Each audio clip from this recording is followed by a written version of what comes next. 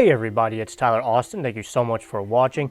In this video, I'm going to go over what makes a complete warrior, the characteristics, if you will, of a warrior. I have this beautiful pyramid in the ugliest colors I could find because these are the only colored pens that I have that currently work. So obviously I need some new pens, but these ugly colors work for now.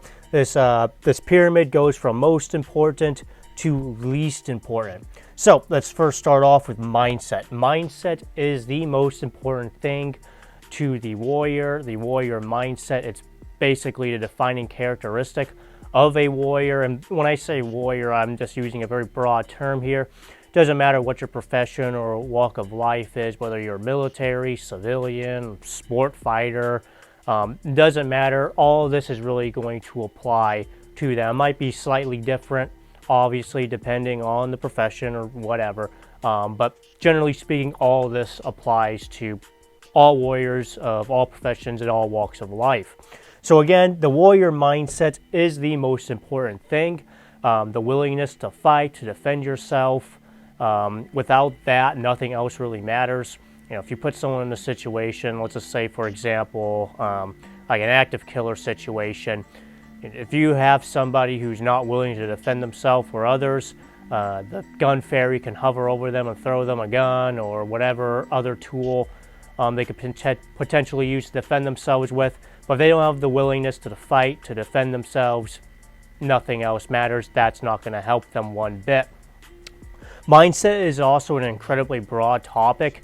It applies to everything, and proper mindset will obviously differ depending on the specific topic you are discussing.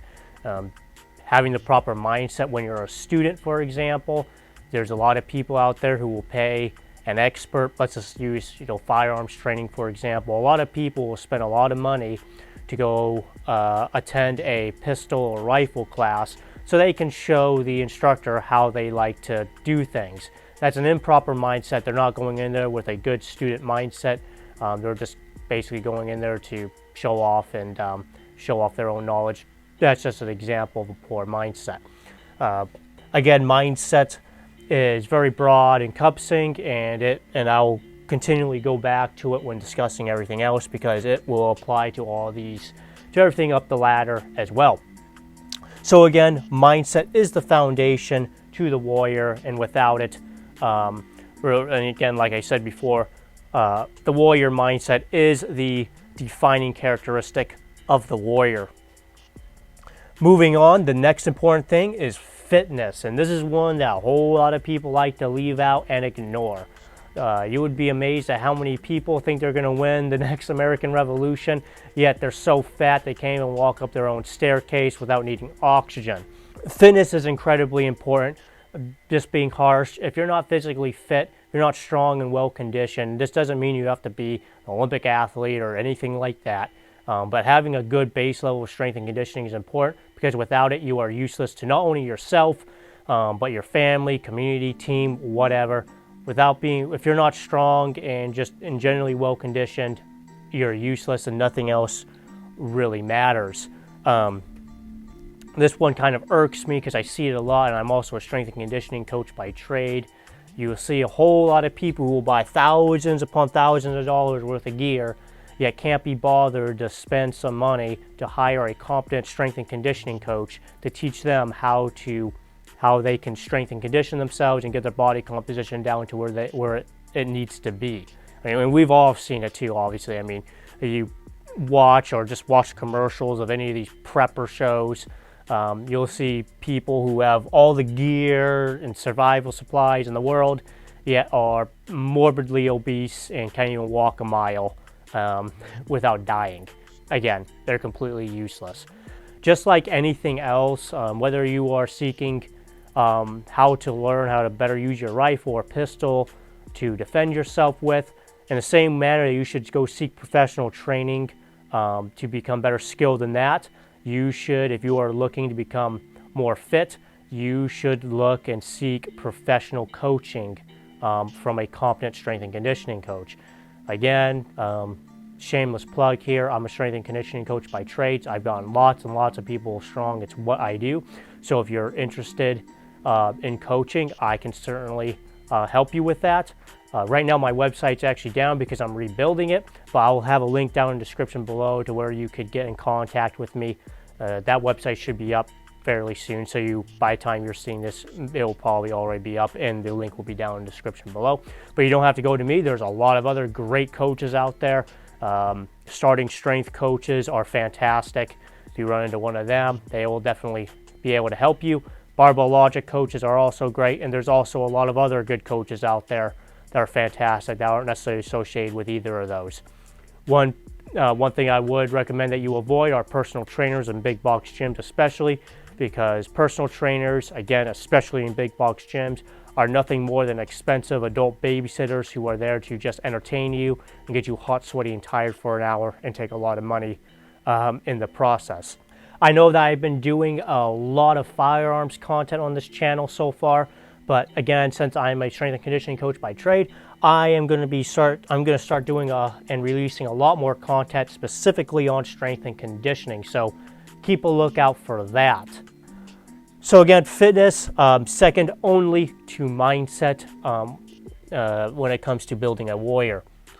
Next, we have tactics, and tactics, broadly speaking, is putting yourself and having the knowledge to put yourself in a position of advantage over your adversary. This is, again, very broad encompassing and it applies to many different contexts, whether this is like a military small unit tactics kind of thing, or even when you're like in a sport fighting context when you're fighting someone in the ring, although that'd probably be redefined as like strategy, but regardless, tactic, strategy,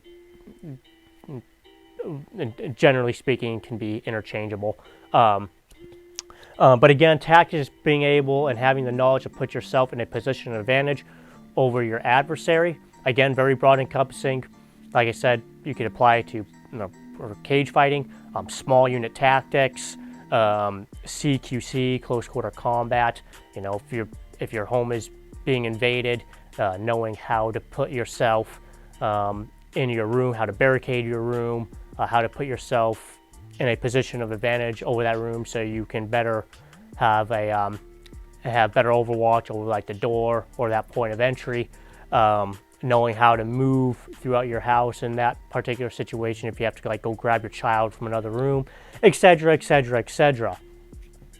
Next, we have skill sets. These are things like in terms of firearms training, reloads, malfunction clearing, how to draw your pistol, etc. In a sport fighting context, it'd be boxing, jiu-jitsu, ground fighting, all that kind of stuff. Although very important, tactics are more important because generally speaking, if you know how to put yourself in an advantageous position, a lot of times you can overcome a lack of skills or a skill deficit between you and your adversary. So if you're dealing with an adversary that's a lot more skilled than you, putting yourself in a position of advantage where you're fighting on your terms and on his terms is more important than necessarily having a better skill set than that individual. It's kind of a silly example here, but if I was tasked to kill Robbie Latham, who is arguably one of the best pistol shooters on the face of the planet, I would not try to get into a pistol showdown with him because he would murder my ass. He's a much better pistol shot than I am, much faster pistol shot than I am. That would be very, very stupid. I am playing into his advantage and not mine. So if I needed to kill Robbie Latham, I definitely would not look to get into a pistol shootout with him. I would look to do something like kind of silly, but like a roadside ambush, if you will. Something that puts the advantage in my favor and plays on my terms and not on his. Silly example, but kind of helps prove the point there. Play on your terms, fight on your terms, not on your adversary's terms. And finally, we have gear, and this is the one that is the least important, but the one that everybody wants to spend the most money on. People will spend thousands upon thousands of dollars worth of gear, yet they're fat, and they won't get any training on that gear. People will go spend tens of thousands of dollars worth of money on like a night vision setup, if you will. You know, night vision goggles, the helmet, the mounted on, IR, laser illuminators, all that stuff. Yet they won't spend money to take a training class on how to properly use that stuff. That's stupid. And it also shows a poor mindset as well. All right, because again, mindset really is the defining characteristic of all of these. So, you know, if someone puts more emphasis on gear than they do on training, or fitness, then that just shows a poor and improper mindset. Their mindset is that gear is going to make them better, when in reality, that's not the case. Again, that shows an improper mindset. You can apply mindset to all of this stuff, and there's something that's out of whack with any of these. A lot of times it comes back to an improper mindset. So again, gear is the least important, but it's the one that everybody likes to spend the most money on, because again, they think that that's going to make them better, and rather than a lot of training and practice. If especially particularly in the gun culture here, if people spent equal amounts of money on training and practice as they do on gear, everyone would be a lot more competent, and the gun culture would be a lot better.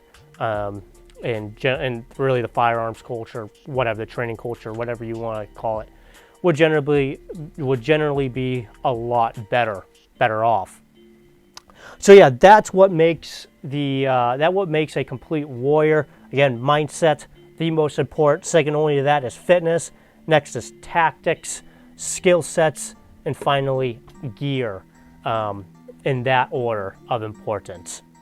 Well, I hope you found this video helpful and informative. Please like, subscribe, follow, depending on where you're watching this. I'm Tyler Austin. Thank you so much for watching.